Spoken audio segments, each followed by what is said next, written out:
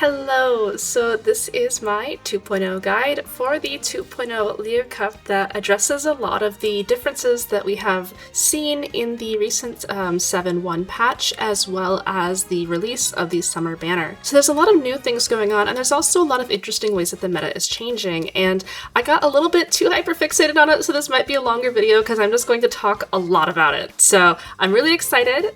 Please stay tuned and we can figure it all out together. So as I mentioned in my last video, this is the track. The final spurt starts on a late race corner. It starts exactly halfway through corner 4 or the final corner. So skills that are final corner skills are going to be very strong in this track. However, skills that have acceleration on a straight, such as straightaway spurt, trace and cheer, or straightaway acceleration are not going to be very effective on this track because the final straight is so far away from the acceleration zone. And again, this course is actually pretty interesting because the first section here is not on a corner or a straight, meaning that corner skills and straight skills will not proc in this first section. This means that Smart Falcon in particular is going to get her unique before the corner 3 starts. And the early downhill is the only downhill, meaning that straight descent is a little bit of a scuffed groundwork. As another quick refresher, here are the accelerations that are perfect procs on the Leo Cup. These are all accelerations that will hit exactly when the acceleration phase starts, which is right here. So this is going to be angling and scheming, this is going to be let's pump some iron, this is going to be budding blossom,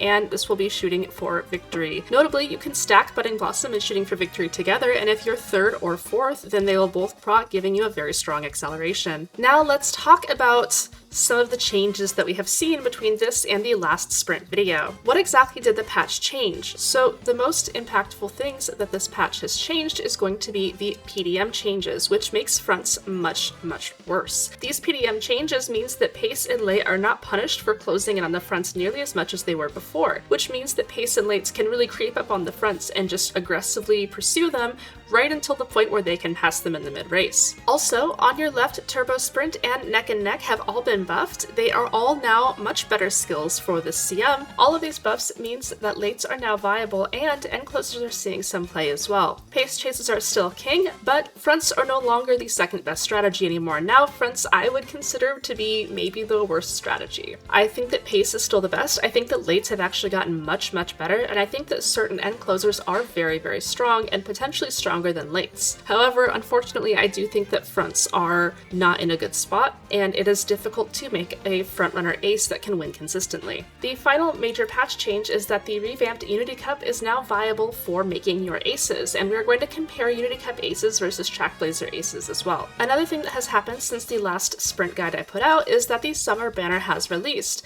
Now, what did the summer banners change? Firstly, we did get that summer Maruzensky speed card, which means that fronts are going to be a little bit better. However, I don't think it's enough to overcome how drastic the PDM nerfs really hurt fronts. Now, we also have the 564 escapades from Summer Gold Ship, which means that debuffers are now much more viable, and debuffer comps will make lates and ends even better. Now let's talk a little bit about Unity Cup aces. So Unity Cup aces have a really easy time hitting stat thresholds. It's much easier to cap speed, power, and wit in Unity Cup than it is in Trackblazer. However, the caveat to this is that skills are more difficult to come by in the Unity Cup. This is because explosions for Unity Cup will now give hints based off of your card's hint pool rather than your Umamusume's aptitudes like it used to. This means that when you're trying to gather skills to use, you are relying a lot more on your Uma's inheritance, your deck strength, your Uma's base kits, and honestly just a little bit of luck. Unity aces do have higher ceilings and easier stats to come by, but they will still lose if they don't have enough good skills. I do think that this is something that is going to improve as more players do more runs in Unity and hit the skill high rolls a little bit more effectively, especially now that we are kind of as a player base learning again to rely more on inheritances and less on just hoping for rival race hints. I will also say that the stat gains you see from Unity Cup aces don't really add that much unless you weren't hitting stats in Trackblazer. Overcapping wit, for example, is not that crucial because you already actually see diminishing returns in wit the higher you go. Now, overcapping speed is nice, but you do have to high roll for it to really feel like much of a difference. Overcapping power is another one that is pretty nice, nice, but it is a little bit harder to overcap power than the other two stats in Unity Cup. You generally have to bring a lot of power sparks and use an Uma that has a power growth. And I have included this Fuji Kiseki, which was the first Fuji that I made in Unity Cup, as an example of an Uma who looks very, very nice on paper, but maybe isn't the best in practice.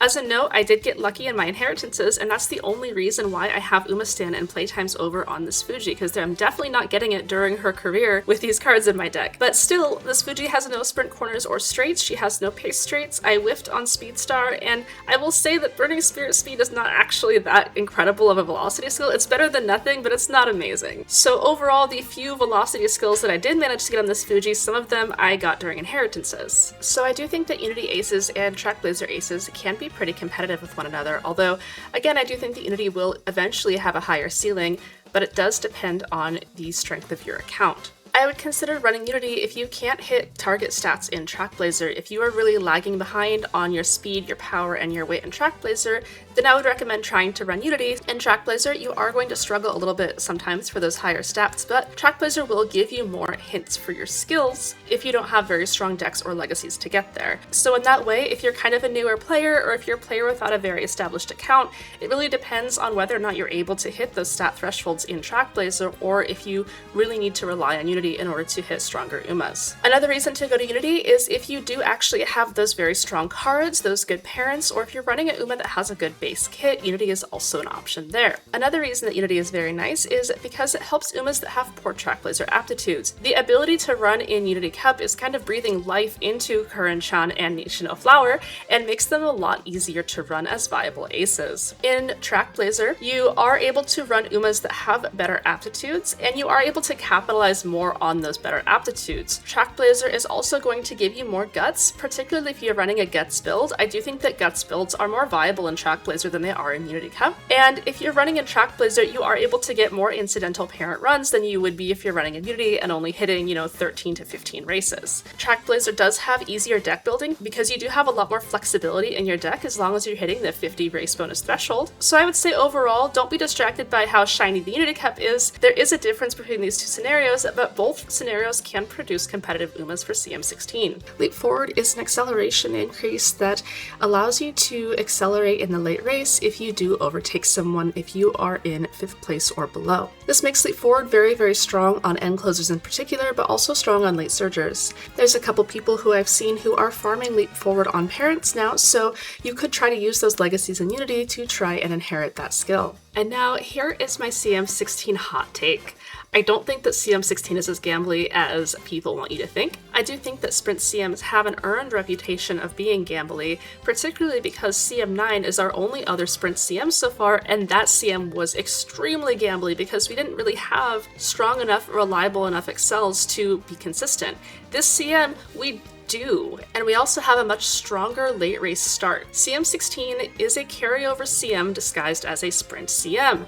The final corner gives so many opportunities for carryover skills, and if you hit velocity carryover and can chain that into instant acceleration, you will win the race. Additionally, on this map, straight skills are all last spurt skills. Straight skills are only going to fire here, meaning that if you can excel fast enough, all of your straight skills are going to give you late race velocity, which is going to be very strong when you are trying to pass the Umas ahead of you or keep your lead. So skills like straightaway adept, beeline burst, sprint straights, pace chaser straights, those are all going to be very strong as long as they don't proc right before the end of the race where they don't have quite as much efficiency. So I wanted to remind folks or let folks know what carryover actually means because it is kind of a confusing term that gets thrown around a lot. I do explain carryover and a lot of late race mechanics in extreme detail in this video of mine that I will link right now, but as a really quick overview, carryover is when you move from the middle leg of the race to the final leg of the race while you are under the effect of a velocity skill. For example, in this diagram here, this Uma is hitting Professor of Curvature as the middle leg of the race turns into the final leg of the race. This means that when she starts accelerating right here on this line, she is actually going to be accelerating from a higher baseline. This means that the velocity she gains from Professor of Curvature is never actually lost. She is starting to accelerate from a faster position than the girls around her, which means that she will hit her top speed faster. Carryover is very strong, and it's one of the reasons why I think that corner forward tracks have a lot more emphasis on velocity skills than some other tracks in the game. So here's a screenshot that really illustrates what I am saying. So here we can see that Taiki Shuttle is proccing Professor of Curvature and in high spirits just before the mid-race turns into the late race, which means that she's going to have a much higher base velocity once that late race starts and she gets her shooting for victory acceleration. She's currently in 3rd place, meaning that she is going to get that shooting for victory acceleration. So pretty much from this moment in the race, Taiki Shuttle has won. That's how powerful that carryover into acceleration is. When we're talking about consistency in sprint, early race matters. In sprints, there is less recovery time if you whiff something or have a late start, and so you really want to try to have as much consistency as possible. So things like having very high wit and guaranteed greens means that you have less chance of whiffing a crucial skill like groundwork. Concentration is also a fantastic skill, but we can't really afford to break our deck for it, which makes Umas that have concentration pretty strong. And if we're thinking about our comp, doing things like stacking our win conditions is great for consistency because it helps to make sure that we nail down something very strong. One example of early race, if you look at this picture, you can see that my Nishino Flower is a little bit ahead of my Fuji Hiseki, who is much further ahead than my Taiki Shuttle. Now this is kind of the early mid-race, so what happened here is that Fuji hit Uma Stand but does not have groundwork, and Nishino Flower has groundwork but does not have Uma Stand, whereas Taiki Shuttle did not hit anything. And you can see that there's actually a significant gap here between Taiki Shuttle and the Umas who have hit their early race skills, and it's going to be more difficult for Taiki to overcome this distance with velocity skills if these other Umas are also hitting those same velocity skills.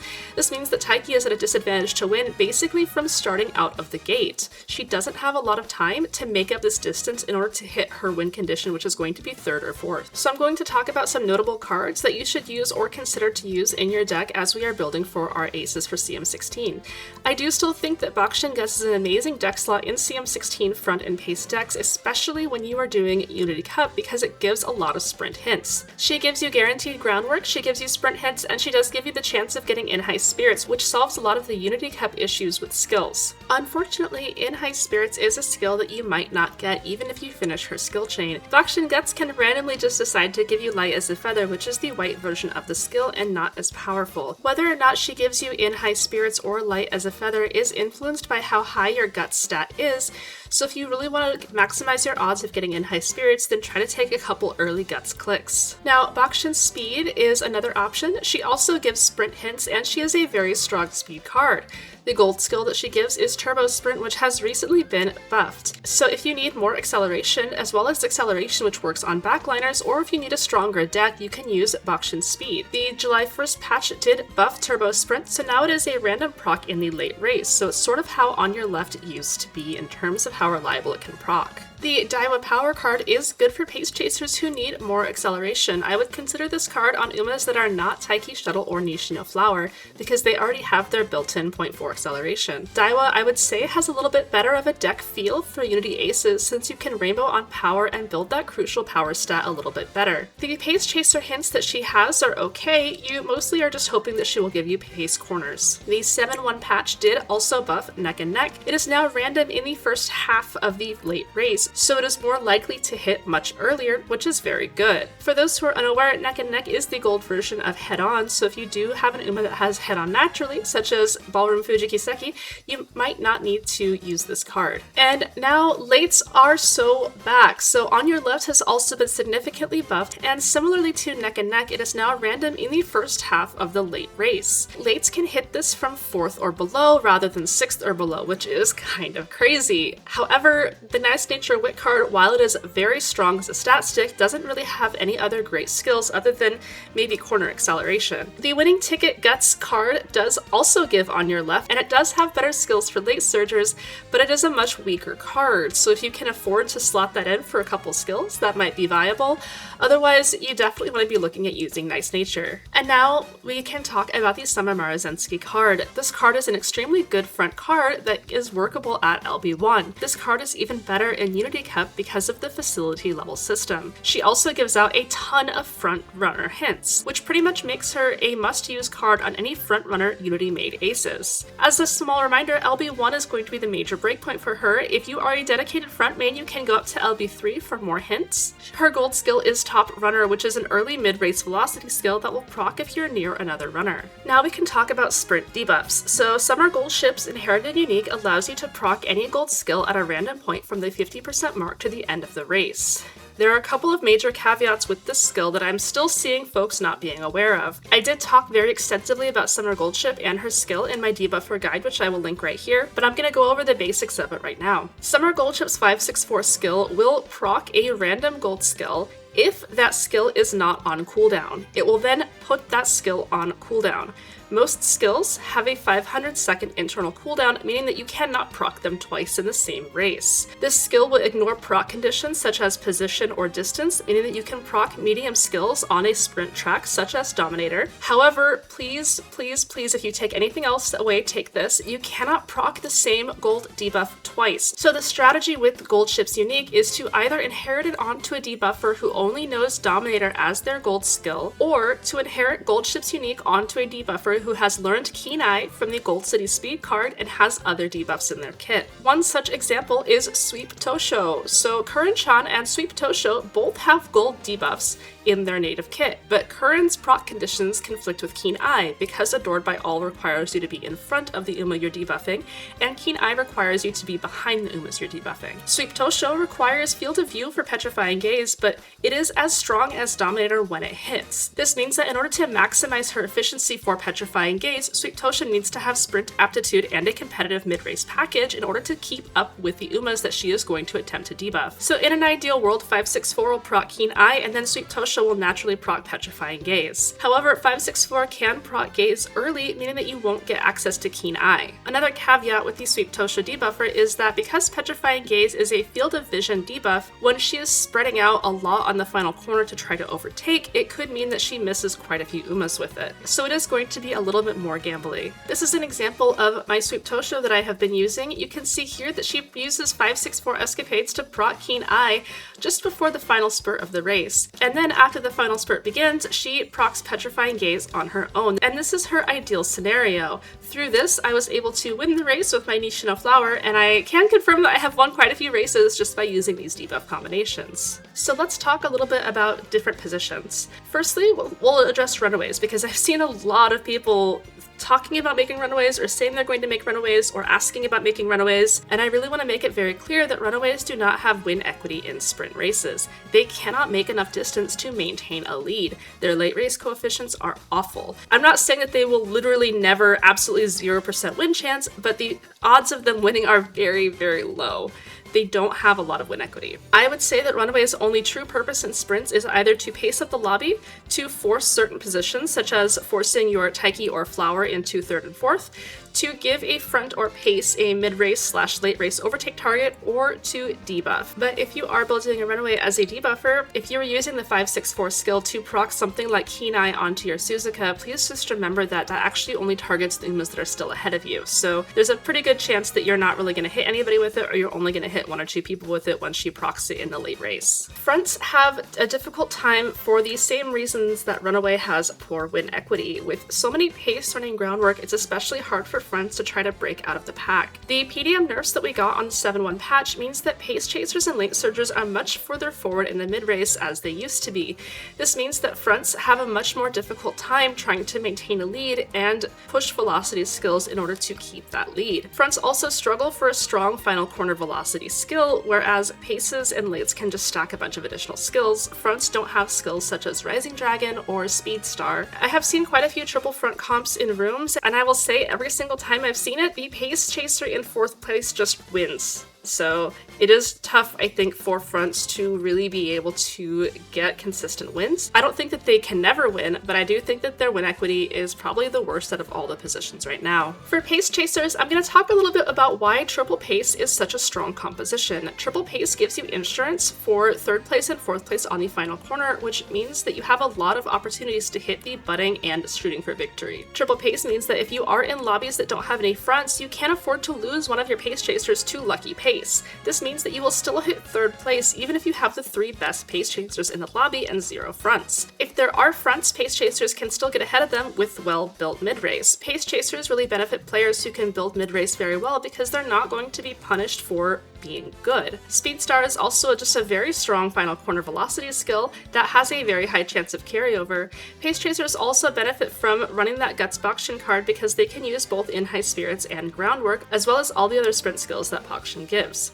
Pace chasers are also more likely to proc Umastan at the best time because there are so many pace chasers in the meta right now. With triple pace, we are stacking a strong win con in a volatile distance. This means that if we late start on one of our pace chasers, we still have 2 other pace chasers that can maintain that strong win con. So why is late starting to be strong now? Well, the buffs to late surgers are very, very good. On your left, buffing to the 4th place, as well as Fast and Furious buffing to the 4th place, gives lates access to 4th place, which stops punishing them for pushing forward. What else is in 4th place? Shooting for Victory and Budding Blossom. So late surgers actually have a lot of potential now because they're not punished for pushing up, and they can actually push up into guaranteed Accel positions past 6th place in order to win the game. If you are running a multiple late comp, multiple lates will push one another up even in pace-heavy lobbies. This means that with, let's say, 3 lates and 6 paces in the lobby, it's pretty likely that if your lates are well built, you'll be able to pass at least 1 pace chaser in order to proc Pump Some Iron. And I do think that end closers are the role that benefits most from debuffers. I will say that they are usually going to be a little bit worse than lates on this track, with a notable exception. That exception being Narita Taishin, because Nemesis has perfect carryover on this track and she hits Nemesis from 7th place. This means that you can use a comp in order to force Taishin into 7th place and have her hit Nemesis with perfect carryover so that she can then catapult that into additional acceleration skills. You can still run other end closers, especially end closers that have final corner velocity uniques, but I will say that I think Taishin is the best of the bunch. The 7-1 patch and the summer banner also allows you to mix and match a little bit more. This gives you a little bit more comp diversity, given that lates are much stronger now, and these summer gold ship unique debuffers will allow backliners to play a little bit more effectively. The most important thing to keep in mind when we're building our aces is that the end goal is that we are pushing up with strong early and mid race and trying to force that 3rd and 4th place on the final corner for budding and shooting for victory procs. If we hit 6th for pump and we can catapult that into 3rd and 4th, that's great. If we are frontrunners and we're looking to hit an unrestrained and angling and scheming combo, that's also great, but the most important thing is that we need strong early race, we need strong mid race. We need a lot of skills because we don't have to stand for this race at all. So we can afford to run more races for more SP to get more skills. We really want to get more inheritances from our parents in order to inherit more skills and use more skills, and I'm putting a lot of emphasis here on skills because skills are so crucial in sprint races. Let's talk a little bit about skills. We want consistency when it comes to skills. This means that we don't want to over-index on acceleration. If we have a 0.6 that is reliable, such as if we are running Nishino Flower herself and she's inherited shooting for victory, we only need maybe 1 or 2 more like 0.2 skills, such as Noble Nav or Head On or Sprinting Gear or something like that. We don't want to take something like Neck and Neck and Turbo Sprint and Ignited Spirit Power all on this Uma that already has a really strong acceleration package. If we do have a less reliable access to acceleration, such as late surgers trying to run on your left or pump, then we do want to take a couple more skills to be more consistent. But if we are not over-indexing on acceleration skills, this means that we can get more early race and mid-race skills. And the early race and mid-race velocity skills are what allows us to position well before that final mid-race corner and to use those skills to force overtakes on that corner, which is where we get into that sweet spot of proccing more skills, pushing forward more, proccing those accelerations, and winning the game. So really and truly, we want to go nuts on mid-race skills. We want so many corner skills, especially final corner skills. We want to be able to proc them as reliably as we can. And just to give a little bit of an idea of who is winning in rooms and Umas that you can try to look out for if you are still undecided on who to run, these are the Umas who I have seen win most consistently in rooms, but I will say that you should be using Umas that you like or Umas that you want to use. I've seen a lot of different Umas win. These are just the most popular Umas that I see constantly in rooms, who also tend to win a lot. Original Ogre Cap is probably the Uma who beats me the most in rooms. I myself have been running Taiki Shuttle, I've been been running Nishino Flower, I've been running Fujikiseki, I've been running Sweet Tosho, I've been running a couple of lates, I've been running Suzuka, just to see, and I do think that, you know, anything can really win. I just want to give you an idea if you're still stuck and not quite sure who to use. These are some good options. For camping Taiki, you really do want to try to inherit shooting for victory if at all possible. It is kind of tricky because you do have to inherit it from a grandparent. And then original Taiki and Flower also just have those 0.4 accelerations that are very strong. I do think that Taiki's is a little bit more consistent. I have at times failed to proc the preconditions for Nishino Flower Zenique, which means that she just doesn't really get it until much later in the race, and it is pretty much wasted. So I do think that Ogre Cap and regular Taiki are probably the most accessible and also the strongest Umas on the track. There are also a lot of other options, and I have seen a lot of things win, so don't let that dissuade you if you want to run something that you want to run. This is just to give folks an idea of something that they might want to do if they're really lost. And that's it for my version 2 guide. Hopefully this helped you out a little bit. I've been doing a ton of rooms, and I've really been enjoying this kind of new crazy meta where everything is still shaking out. If you have any more questions, please let me know in the comments, and I'm more than happy to do my best to answer them. Thank you so much, and I hope you have a wonderful day. Bye-bye.